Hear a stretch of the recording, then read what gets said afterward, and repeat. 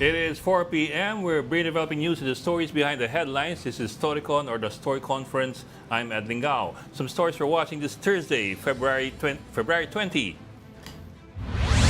Secretary Cesar Chavez has resigned as Presidential Communications Office Secretary. He cited falling short of expectations, but remains a supporter of the Marcos administration.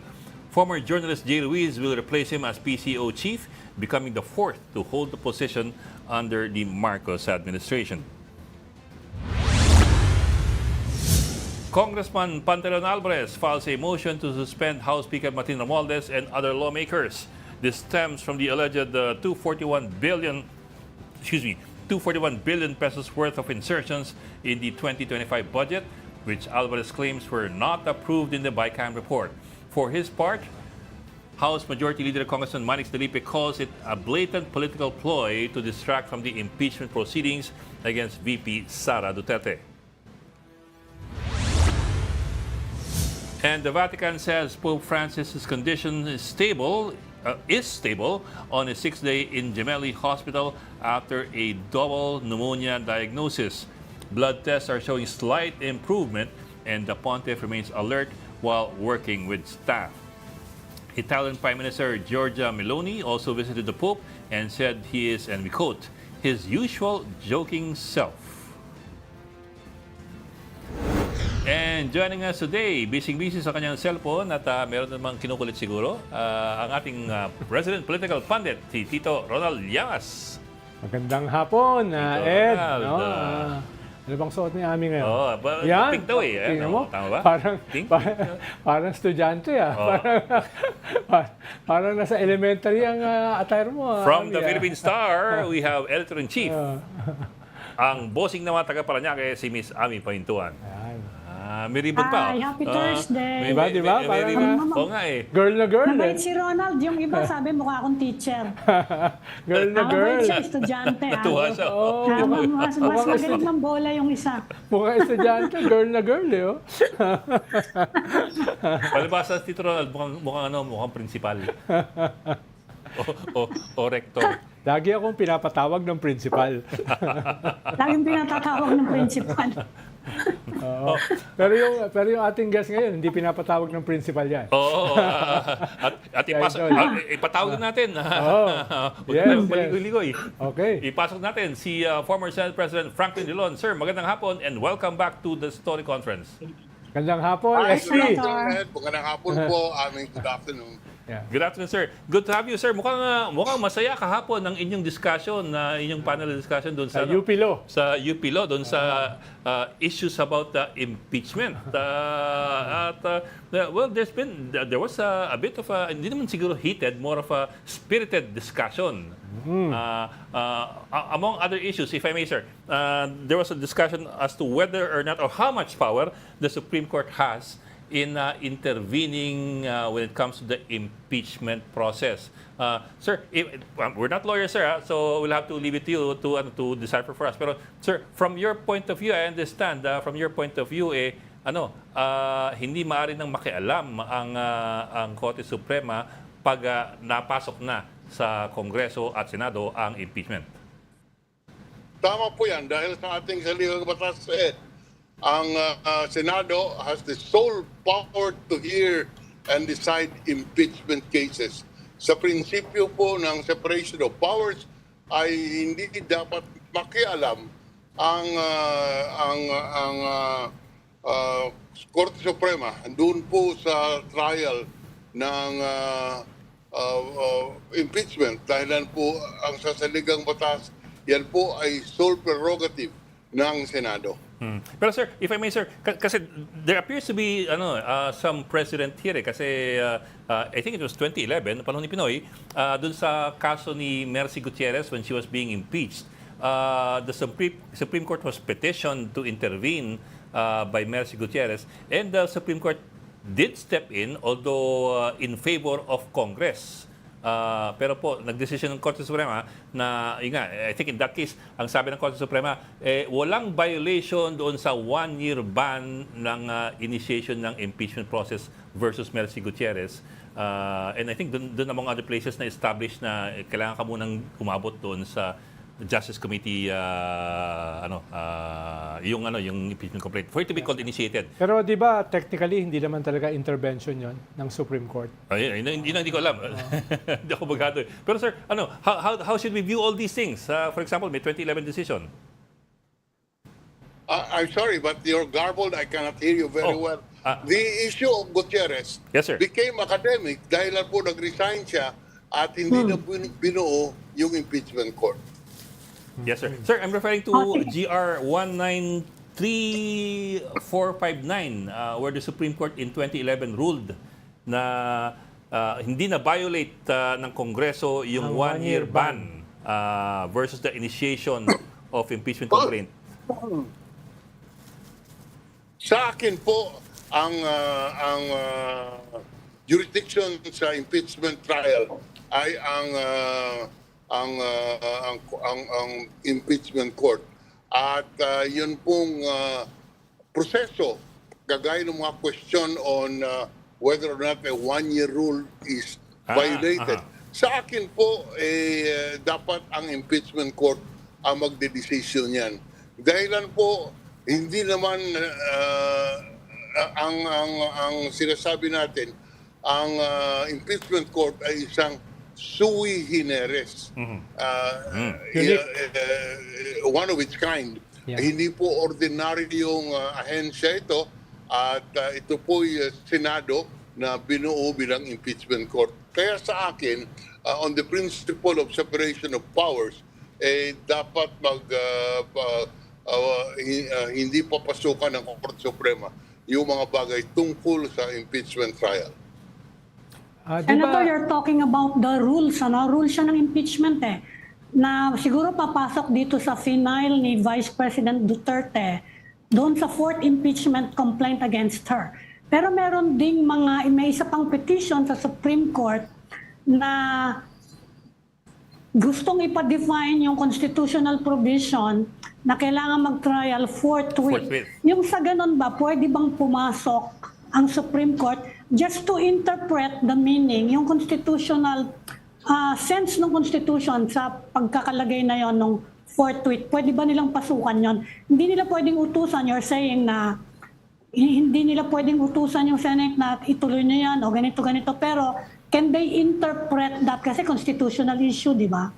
Yan yung pinag-uusapan Ano ba yung ibig sabihin ng forthwith? Kaya Ami, kitang-kita natin na maraming tanong na walang sagot dahilan sa circumstansya na inihain yung articles of impeachment on the last day of the session. Kaya sa akin po, ang solusyon lahat dito ay tumawag na ng Pangulo ng special session para mabuo yung impeachment court at pagkaroon na ng trial and forthwith, sabi nga ng Siligang Batas, to try the case forthwith. Ang problema ngayon, wala pong impeachment court dahil hindi tumatawag ng special session ang Pangulo at dahil walang session, walang impeachment court. Kaya po maraming mga iba't ibang opinion tungkol dito because maraming mga circumstansya na ngayon lang natin makikita dahilan sa recess ang Kongreso at walang session. SP Drilon, kahapon dun sa UP Law forum nyo, parang united naman kayo na ang ibig sabihin ng forthwith is Immediately. Immediately. Pero may qualification si Teddy Te at saka si Ombudsman Carpio Morales. Nang sabi nila na yung recess is is a reasonable delay. No? Baka pwede nyo ipaliwanag yung perspective nyo dyan. Alam nyo, sa batas kami mga abogado, tinuturuan sa law school, give the words its ordinary meaning. Ang meaning ng forthright, ibig sabihin kaagad pag you immediately hear the case. Forthwith. You immediately hear the case. Wala pong exception na nakalagay sa batas, except that that the impeachment court could not be constituted because walang session. Kaya po yung solution sa aking tingin, tumawag ng special session para itong lahat ng mga tanong na mahirap sagutin dahilan sa iba't ibang interpretasyon ay magiging academic na po. Yan po ay tungkulin ng Pangulo at ng ating Senado na buuin ang impeachment court immediately. At consistent doon sa sinabi nyo kanina, SP, yung sui generis, na itong mga consistent sa sinabi nyo, SP, doon sa sui generis, na itong impeachment is unique, no, one of its kind, which means na yung usual schedules ng Senado, like recess, doesn't apply. Dahil nga iba ito eh. No, hindi ito yung usual legislative process. That's correct po. Kaya pag pagtawag ng special session, ang una pong item sa agenda ay ang impeachment, articles of impeachment na hinain ng House of Representatives. Sir, sir, if you don't mind, sir, let me give you a hypothetical. Kasi kami mga ordinary non-lawyers, ang tingin namin sa Korte Suprema is the final arbiter. I suppose even the lawyers look at it that way. But what if the Supreme Court intervenes in a case on a petition involving the impeachment process? What if the Supreme Court intervenes? Who gets the last say? And who will decide? Like what intervention? Kaya nga, may mga reglamento tayo, Ed, na mayroong prinsipyong separation of powers. Kasi theoretically, pag hindi sununod ng Senado, ang utos ng Korte Suprema, yun po ba pwede mong i-contempt ang buong Senado, ang wala ng 24 na senador? Kaya po may prinsipyo, you exercise judicial restraint by refusing to take cognizance of kasong mga ganito under the principle of separation of powers. Dahil magkapantay po ang Senado at saka ang Korte Suprema. Senator, ang sabi ng Malacanang, magtatawag daw si President Marcos ng special session pag hiningi ng mga senador. Ang sabi naman ng mga senador, it's up to the Senate President daw kung magtatawag ng special session. Kayo, you being a former Senate President, ano po yung tingin niya doon? Talagang it's really just up to the Senate President dahil ayaw niya. Lahat po yan ay hindi ko maintindihan kung bakit maraming theory. Simple lang po, ang Pangulo ng ating bansa ay siya lamang po ang makakadetermine kung tatawag ng special session. Hindi po kailangan nahilingin ng mga senador. Yes. Hindi kailangan na any other circumstance. The power to call the special session is the sole prerogative of the President. And to me, he can even say, tatawag ako ng special session in order that the Senate can perform its constitutional duty to constitute itself into an impeachment court immediately. Wala pong illegal doon. Dahilan ang kapangyarihan ng Pangulo to call a special session is absolute. Hindi po kailangan na hilingin ng Senado ang special session. At sa ating constitution po, kasi yung isang opinion, pwede lang daw yan kung legislation. Iba daw yung impeachment. Kapag doon daw sa he can call a special session for a legislative act, saka lang magkakaroon ng impeachment court. Yun naman yung isa pa ring opinion. What do you think of that? Di ba Senate President, walang qualification? Ang pagpapalit ng pangalan ng isang kalsada ay legislative matter. Ibig sabihin, pwedeng tumawag ng special session dahil ibig palitan ang pangalan ng kalsada, ngunit hindi pwedeng tumawag ng special session in order to constitute an impeachment court. Wala po sa akin yan, wala po sa saligang batas na limit ang kapangyarihan ng Pangulo to call a special session. Wala pong nakalagay, basta the President can call a special session at any time. Nakalagay. Walang qualification. limitasyon kung ano ang dapat talakayin sa special session. Walang qualification, SP. Diba? Walang qualification sa Constitution. Walang qualification. Sir, if I may, one more hypothetical. Sorry, pero puro ako hypothetical kasi hindi kami abogado. Pero one more hypothetical, sir. Is it possible na, because nga only the Senate has the sole prerogative to convict or to acquit an official on impeachment charges? I mean, I think that's a given naman eh. Everybody agrees with that. But is it possible that the Supreme Court could have authority as far as the procedure or the processes involved in the impeachment or the constitutional issues with regard to the process of impeachment, but not on the vote itself? Meaning, in the end, it still is going to be the senator judges who will decide on guilt or innocence, but that the Supreme Court could have some prerogative or some leeway with regard to procedural matters? Like what? For example nga, the Merceditas Gutierrez issue on whether or not may violation ng 1-year ban on initiation. Ed, ang rules kay Gutierrez, ang interpret ng Supreme Court, yung 1-year period kung kailan mag-uumpisa. Yes, sir. Hindi po yung bagay ng mga dapat tatalakayin sa impeachment complaint.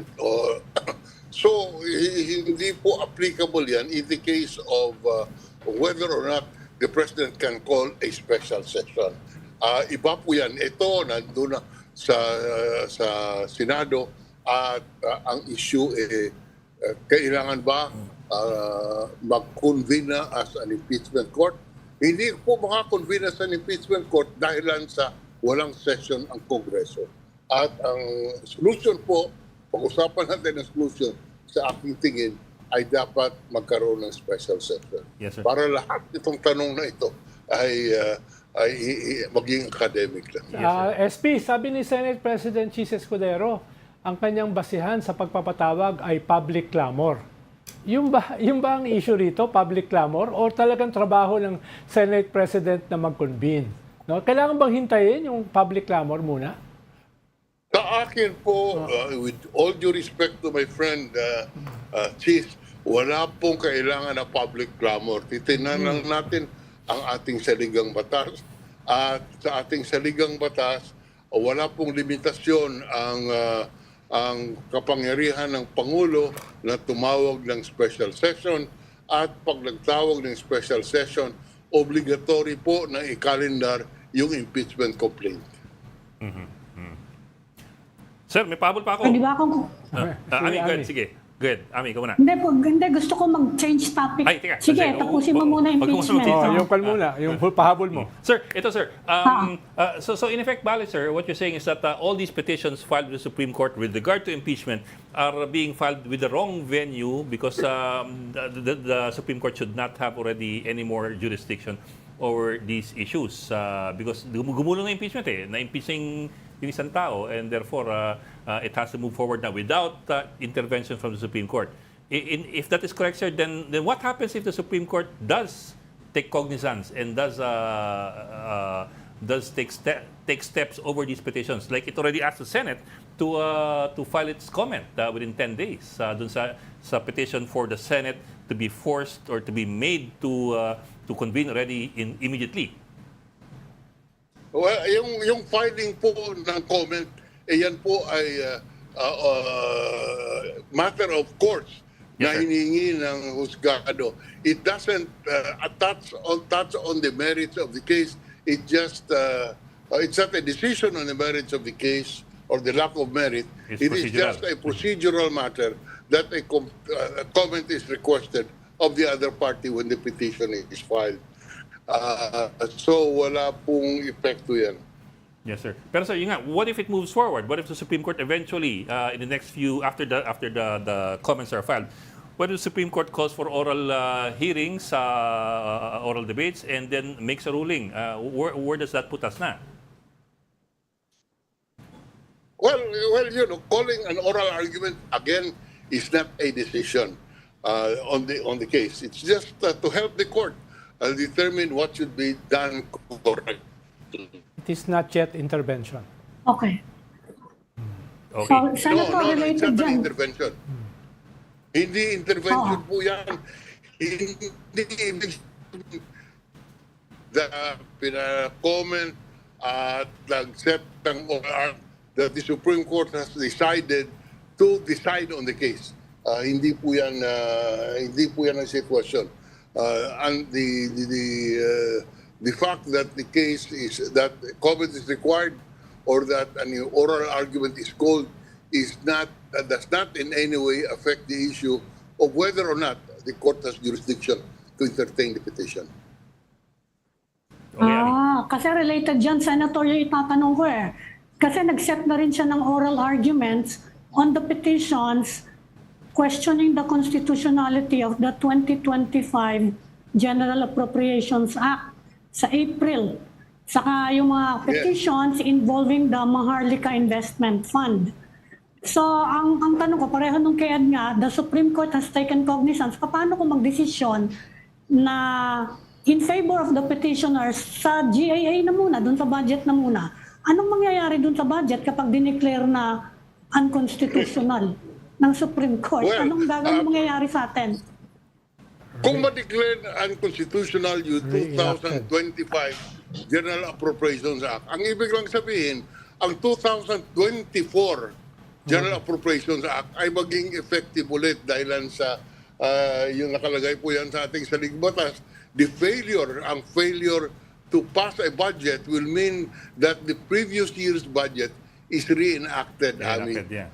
Yun po sa specific sa ating batas, saligang batas. At kung sakali man, sasabihin ng Korte Suprema, ng 2025 General Appropriations Act ay invalid dahil sa hindi sinunod ang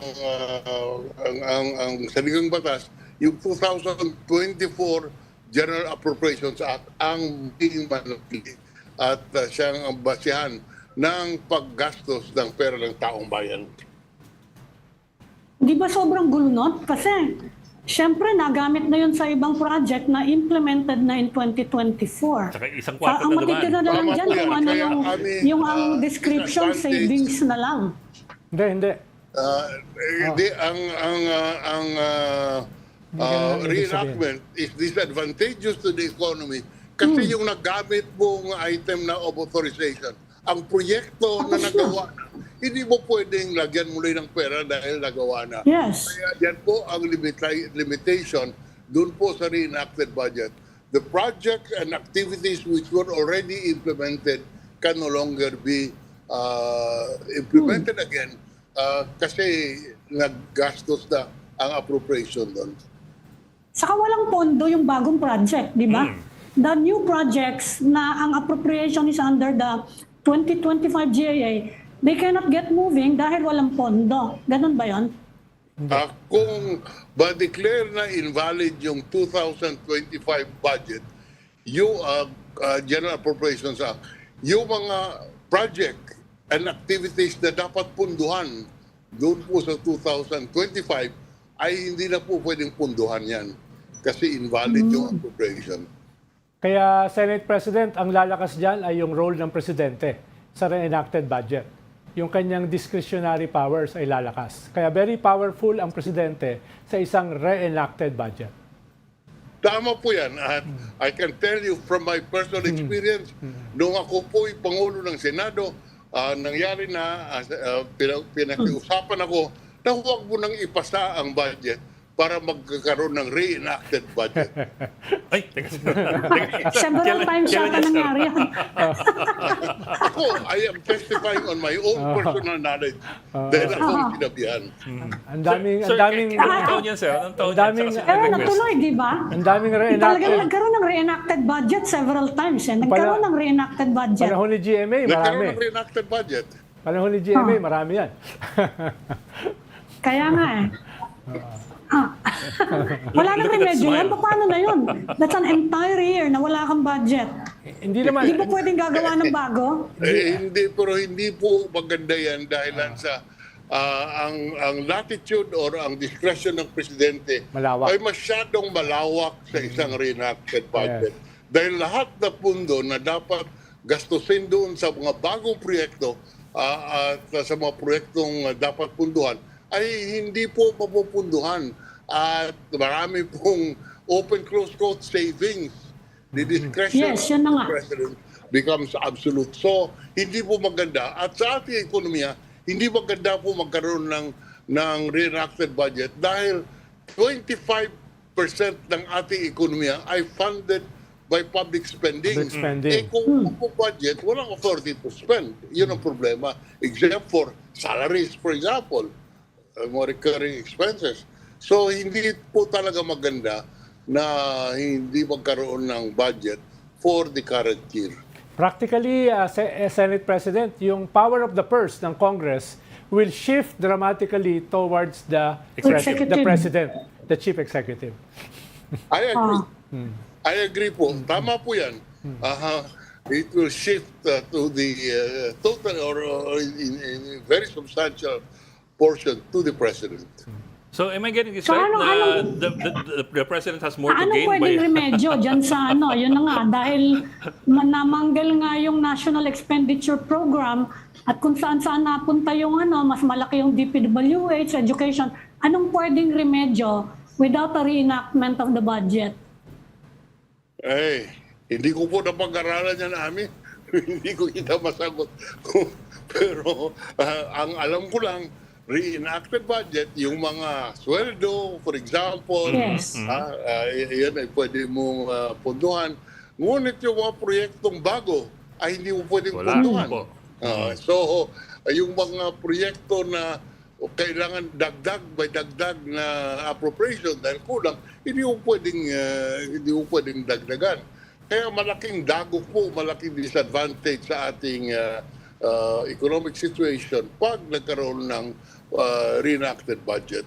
Pero di ba SP, isa sanang solusyon o at least mitigation ng weaknesses ng GAA, ng budget, ay bago magdeklara yung Supreme Court ng whatever, alimbawa, yung possibility na i-declare siya unconstitutional, yung isang pwedeng gawin ng presidente ay supplemental budget. Yung supplemental, hindi pwedeng gawin ng presidente yun. Yung supplemental budget No, I mean, ay dapat Congress. ipasalit sa Yes. Kongreso yun. Yes. Congress. Pero pwede niyang magbigay siya ng practical, tawag ba dyan? Incentives para gawin ng Kongreso. Gamitin niya yung kanyang power para kumbinsin ang Kongreso na gawin. Alam mo, hindi po pwede yan. Dahil hanggang hindi ba declare na unconstitutional yung kasalukuyang budget, ay yan po ang governing statute. Hindi mo po pwedeng palitan yan. Ngayon, kahit po mag-supplemental budget ka, hindi pa effective pa yung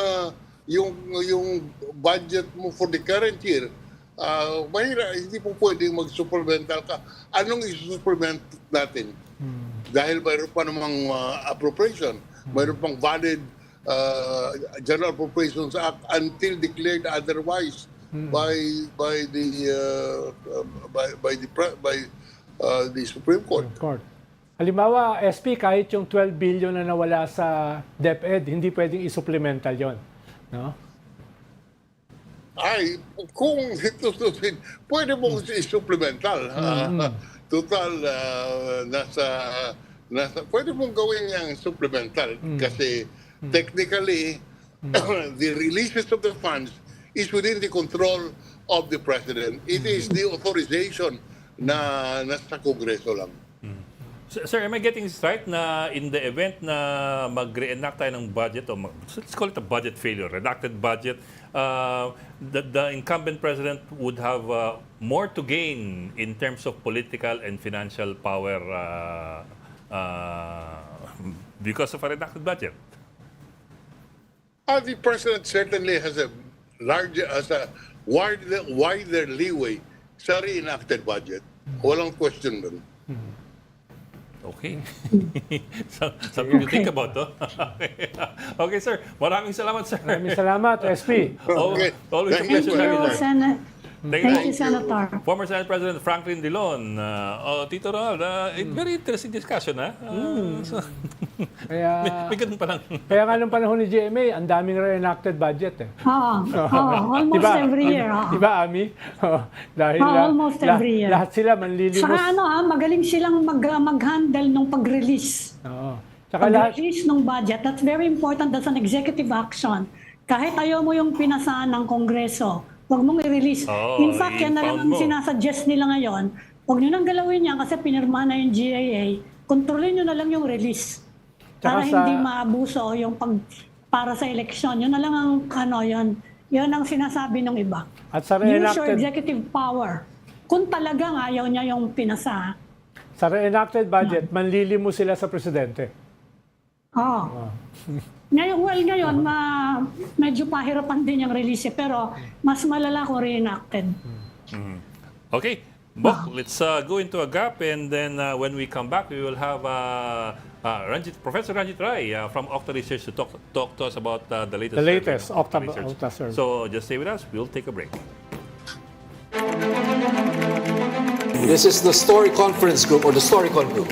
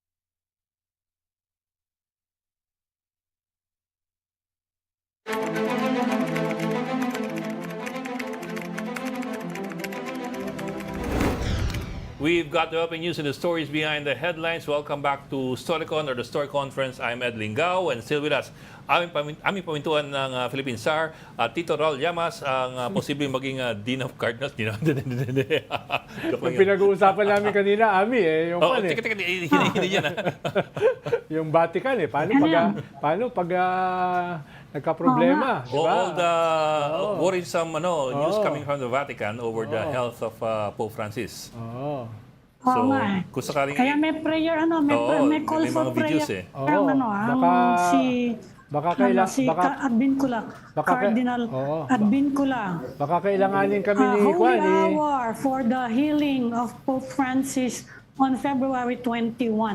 Sa Manila Cathedral, baka daw gusto niyong sumali. Baka kailanganin kami ni Prof. Ranjit Ray. Baka kailanganin kami para sa kampanya doon, para sa bagong Papa. Dahil kailangan ng data analytics Kailangan ng data analytics, services, numbers crunching, Diyan, Tapos kailangan niyo ng kailangan niyo na mag-register sa Comelec, requirement siya, Requirement na yan, survey firms magandang testing. must register with the Comelec. Dahil kung graduate ka ng politika sa Pilipinas, pwede ka sa Vatican. Dahil makasalanan ka. Kailangan nila mga seniors. That's a 2,000-year-old institution. Hindi naman niya magso-survive nang hindi ganyan ka-intense ang politika dyan. Di ba, Prof? Tama, Prof. Pero one thing sa Vatican, maayos ang election dyan. Wala masyadong question. Transparent. Few times over the last few centuries. Pero Prof, may dagdag bawas din dyan dahil dinadagdagan mo yung conclave, yung boboto. May padding na. May padding. Vote padding. Anong tawag doon? When you try to increase the population of a geographic area, may tawag doon. Redistricting. Hindi lang yun. I forget the name of that. Gerrymandering, pinaghihiwa-hiwalay. Pinaghihiwa-hiwalay. Pero pinaghihiwa-hiwalay. Diretso tayo. The new Comelec ruling is a big one for all survey firms. Yes. So while we will comply, it is very strict actually. We're still studying it, so we'll leave it at that for the moment. But it is quite... Professor, so nakuha na kasi hinihintay ko pa yung detalye. It's a pre-election that's a surveys for pre-election lang naman, yung registration nyo, Ano yung ibig sabihin na it's tight requirement? Intro mo muna si Professor. The requirement for us to publish will require us to pre-register. It will also require us, which I agree with naman, to state who our subscribers are, which I think is yeah, but there's some criminal aspect, liability for non-compliance. And so that's kind of strict in this day and age, where in other countries, survey companies are left basically free. Ano yung criminal liability? Ano yun? Well, ma'am, we're still studying it. Pero dun sa latter part, that is the copy I got. Merong mga sanctions for non-compliance. So, while we're not making any statement yet and we're committing to comply, from that point of view, at least what our other fellows are saying, medyo it's on the strict side. So, and it's the first time it's going to be implemented. And we are with Comelec in making this, helping, realize a fair and honest elections. And we're always going to comply with whatever the Comelec wants. But it's on the strict side, and it will require all survey firms to pre-register within the next few days, so they can publish their own survey data. If you're not going to publish, then it doesn't matter. It really is for those who are going to publish, and has implications on media also. So we're still studying it. We'll come out with a statement as soon as we get a consensus on this. But of course, if it's Comelec, we have no we have no way but to comply, no? We have Ang So- boses po so, so Ed- narinig ay boses ang tinig ni Professor Ranjit Rai, ang Pangulo ng OCTA Research na ngayon pa lang namin I-introduce. Pero nakipagkwentuhan tayo eh. At ano yung topic well, natin? for public, it's to be promulgated pa, this, what you call this, COMELEC, new COMELEC pictures. But yeah, we study it. We'll come out with a statement, maybe with the others also who may have a different perspective on this. Yes, sir. But definitely, well, if we're talking about fair, honest, and clean elections, we're all for it, definitely. And survey companies have a responsibility talaga to be transparent and accountable, not just in their methodology, in the release of their own data, the data that they produce, but also if there's a need to inform the public of whoever is subscribing, lalo if it's a election-related probe.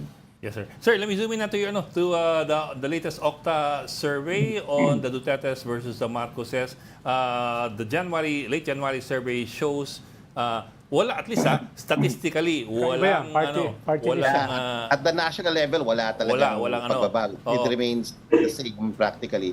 But what's interesting, although the margin of error, you have to understand that the sub-national level is much higher. It's for the regional or for the areas, it's plus minus 6%. So it's a bit higher. It's interesting to look at the granular changes, over time. And the last time we had the survey of this nature was in the third quarter of 2024. August. So, Yeah. August. Yeah. That was a long time ago in our political calendar. That was even before But we were also first trying to filing. find out Ang why dami na these nangyari. changes happen at the granular level. Dami na nangyari since then. Pero sir, before you go to the granular, yung sabi ko nga, statistically at least, walang pagbabago even though umakyat yung isa ng 3, baba yung isa ng 2. Statistically, walang pagbabago. Lalo na dahil 6% ang margin of error. Pero sir, 3% at the national level. So because of the margin of error, we can't say with certainty that a trend or a change happened, because of the margin of error. It's within the margin of error, and therefore it's statistically that it remains the same. But it's interesting for social scientists like me to look at the granular level, why these changes happen. So basically, in August, the picture was there was a rise, a continuing upward trend for pro-Marcos, the pro-Marcos preference, and a downward trend for the pro-Duterte preference. It seems in this new survey, it's different now. I think the pro-Duterte preference is has stopped declining, and in our view, there was a surge in support for it at the granular level, and it's likely to go up over the next few months, It's possible it could. So yung decline niya nag-stop na po. So yung nag-reverse na yung kanyang trend. Yun lang, I think, one of the big things here. Na-cover na ba dyan, Professor, yung GAA? Yung controversy over the national budget? Yeah, I think so. I think this covers all the things, in our view kasi, it's also consistent with what we're seeing in our other probes where, for example, you're looking at hunger data and poverty data. All of that increased in the fourth quarter of 2024. 50% of our families are now self-rating themselves as poor. Yeah. The amount of people who are now saying that they're hungry is much higher, from 11 in the third quarter to 16%. That's big. So all That's a of big this, jump. put this together with the controversy about the budget, there seems to be a momentum shift towards, and of course, the pro-Duterte preference was declining because of the Quadcom, the momentum towards the impeachment. But all of that seemed to have been lost in December and January when the narrative changed, and we started to have this discussion about the budget crisis, all of the politicking with regards to resource allocation.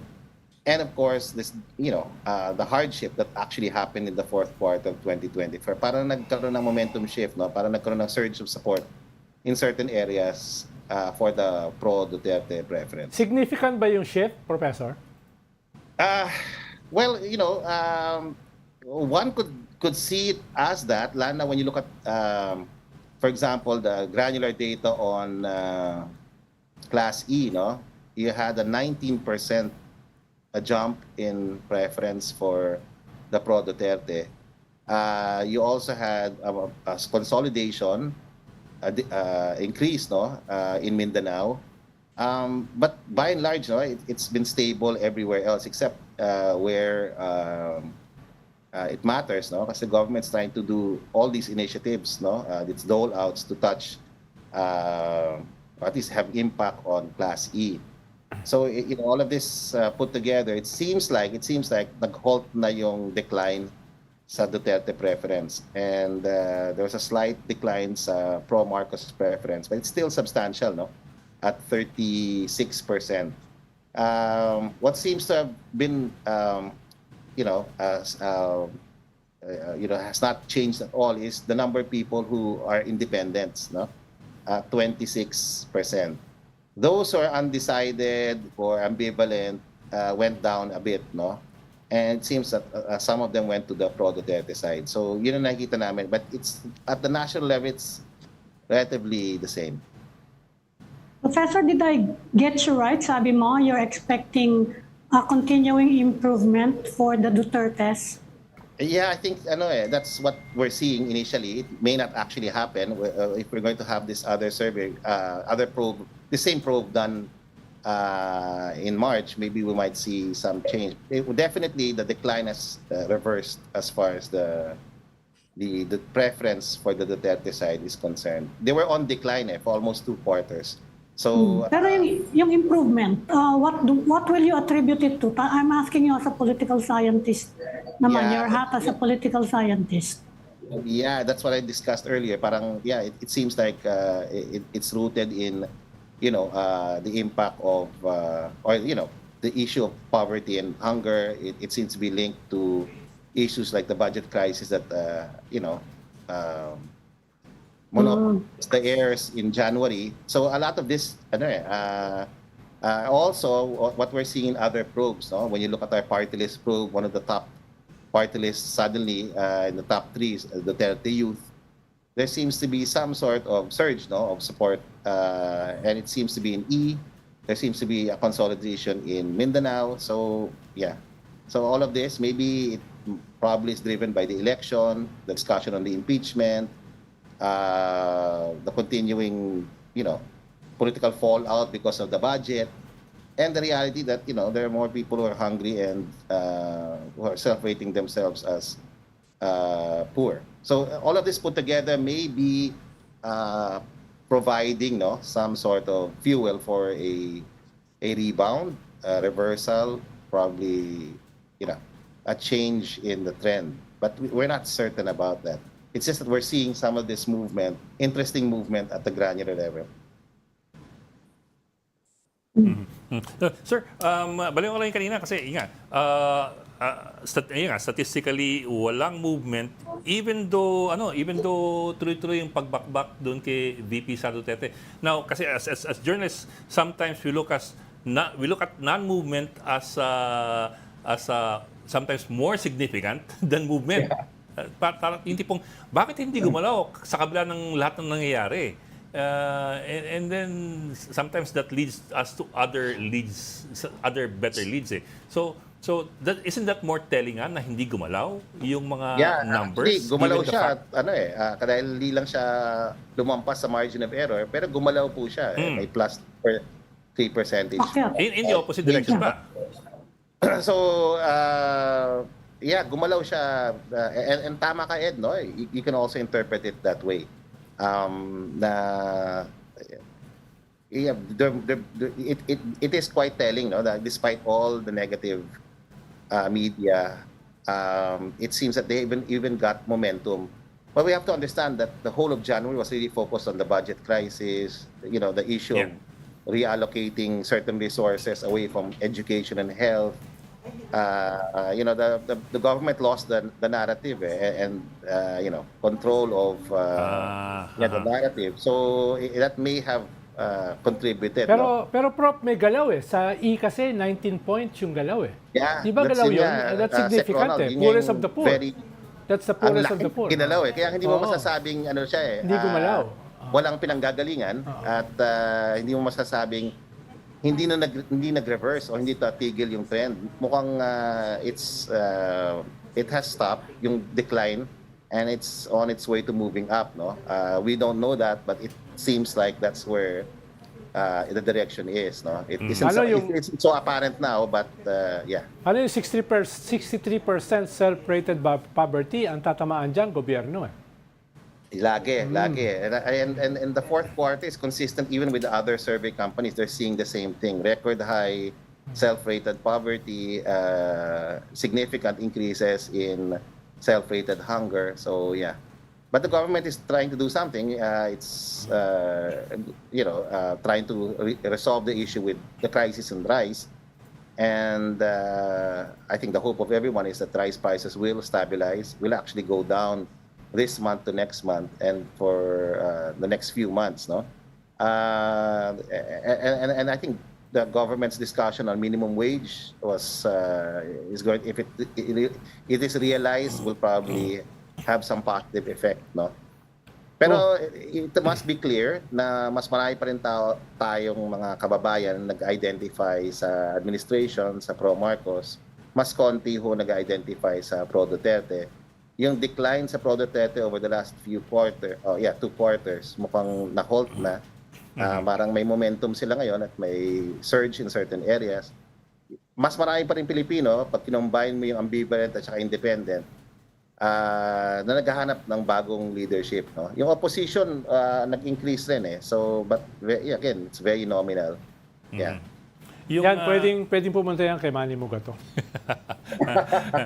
Sir, just for context, no, this survey was conducted January 20 something, 20 to 25 ata. But anyway, this was before 31, yeah. This was before the impeachment.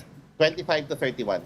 January 25 to 31. This was before the impeachment of February 5. After the Iglesia rally. And it is after the Iglesia rally. And all the budget, all after the discussions budget about the budget, medyo malaki yung discussion na yan eh. I think government took a hit because of that, and they weren't able to communicate, articulate a response, effective response to it. And I think this together with all the others I discussed probably explains why there was a slight movement, downward movement. Kaya siguro natanggal si Cesar Chavez. Yeah. Hindi daw effective. Pero yung follow-up, do you think it can be projected sa elections? I think so. I Sa think tingin niyo? this is an core. I mean, it's already being articulated by Candidates. That side of the opposition, the Duterte side, whether it's poverty, hunger, or even the budget. It's a big issue, and which is why important yung sinabi ni former Senator Frank Drilon, that some sort of budget reform should happen. The executive has to respond, by reallocating back to education and health. Basically taking control of the budget, for the year, for this fiscal year. Yeah. Okay. Well, maraming salamat for joining us this afternoon. OCTA Research President Dr. Ranjit Rai. Thank you very much, sir, and hope to see you again. Salamat, Prof. Thank you, Professor. Thank you, sir, and thank you for joining Storycon today. Aming pamintuan ang nakatay at Estudyante daw ako, estudyante. estudyante blues. Naka-student look. At Tito Ral Llama sa naka-principal look. Ako naman ay naka-santo look. Join us again tomorrow at 4 p.m. for the Storycon. I'm Ed Lingao. We are One News, all sides, all the time. This is the Story Conference Group or the Storycon Group.